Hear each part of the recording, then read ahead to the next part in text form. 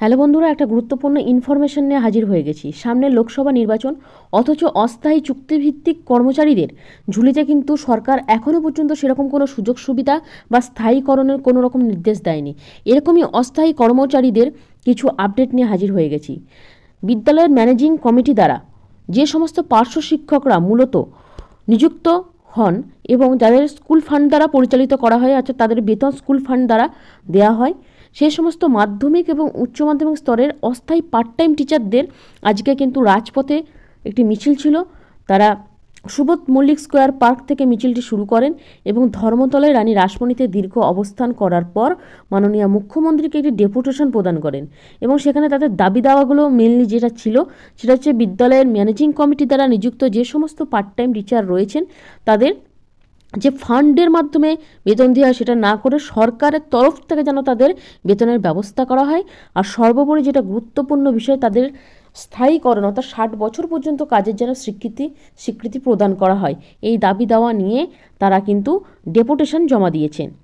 তারা জানান যে এ বিষয়ে তারা যেটা বলেছেন, বিশেষ করে কলেজে যে সমস্ত অতিথি অধ্যাপক রয়েছেন অর্থাৎ স্যাক্ট, তাদেরকে কিন্তু 60 বছর পর্যন্ত কাজের স্বীকৃতি প্রদান করা হয়েছে। আইসিটি কম্পিউটার টিচার এবং ভোকেশনাল টিচারদের দায়িত্ব বর্তমানে কিন্তু সরকার গ্রহণ করেছেন। এছাড়াও অবসরপ্রাপ্ত শিক্ষকদের গভর্নমেন্ট স্কুলে গেস্ট টিচার হিসেবে নিয়োগ করা হয়। ডিআই অ্যাপ্রুভ পার্ট টাইম যে সমস্ত টিচার তারাও সরকার থেকে বেতন পাচ্ছেন যতটুকু পাওয়ার। বামফ্রন্ট সরকারের আমলে নিযুক্ত কন্ট্রাকচুয়াল পার্ট টাইম টিচাররাও সরকার থেকে বেতন পাচ্ছেন। ইতিমধ্যে মাননীয় মুখ্যমন্ত্রীর কাছে তারা এই দাবিটাই করেছেন, তাদের দায়িত্বভার যেন সরকার গ্রহণ করে।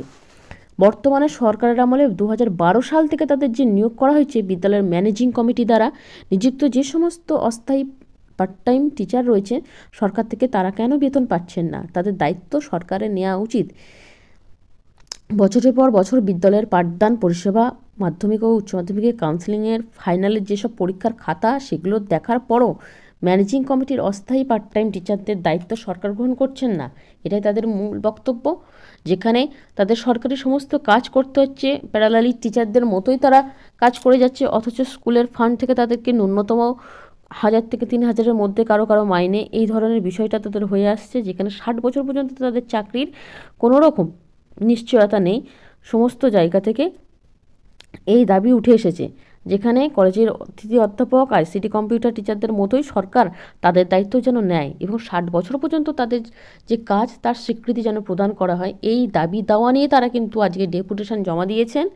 এবার মুখ্যমন্ত্রীর কাছ থেকে কী ধরনের সহায়তা তাদের কাছে আসে এটাই দেখার, এবং তারা লিখিত আকারে স্মারকলিপি লিখিত আকারে আবেদন জানানোর পরও বিদ্যালয়ের ম্যানেজিং কমিটির অস্থায়ী পার্ট টাইম শিক্ষকদের সরকারি আর্থিক দায়িত্বভার গ্রহণ করেননি, অর্থাৎ করা হয়নি সরকার থেকে। তাই তারা আজকে বাধ্য হয়ে কলকাতার মিছিল এবং সমাবেশের মাধ্যমে পুনরায় মাননীয়ার কাছে ডেপুটেশন প্রদান করলেন। দেখা যাক এর পরবর্তীতে এই নিয়ে কি আপডেট আসে, তাদের ফান্ডের ব্যবস্থা সরকার থেকে করা হয় কিনা, বা তার সরকারি সহায়তা তারা পান কিনা, বা তাদের কাজের স্বীকৃতি ঠিক কতদিন পর্যন্ত দেয়া হয়, সেই সমস্ত আপডেট আমাদের চ্যানেল থেকে আপনারা পেয়ে যাবেন। আজকে এই আপডেটটাই ছিল আপনাদের সাথে শেয়ার করলাম।